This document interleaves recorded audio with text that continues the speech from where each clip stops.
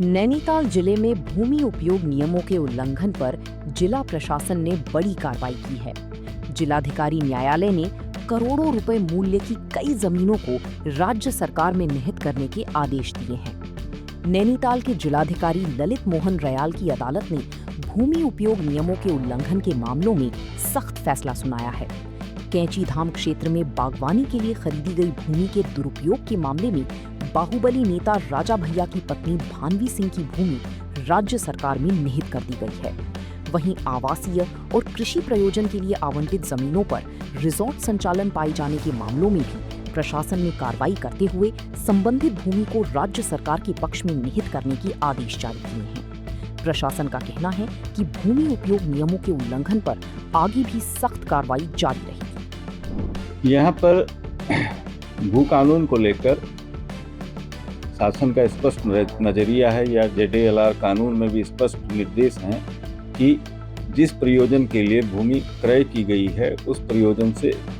भिन्न उपयोग किए जाने पर वो उल्लंघन की श्रेणी में आएगा और उसमें 166-67 के अंतर्गत राज्य सरकार में निहित करने की कार्रवाई की जाएगी।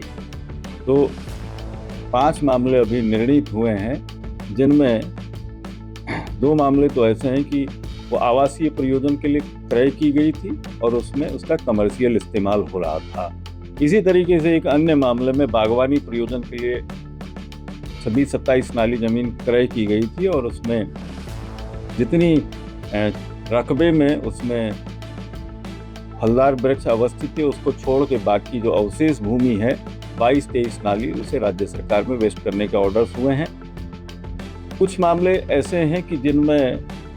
श्रेणी 7 के पट्टे हैं या नॉन JD की लैंड्स हैं, तो कृषि प्रयोजन या आवासीय प्रयोजन के लिए जो ज़मीनें यहाँ पर पुराने काश्तकारों को या जो उसमें से पात्र लोग थे उस समय उनको दी गई थी, उनकी अगली पीढ़ियों ने उनको ऐसी लैंड को सेल करके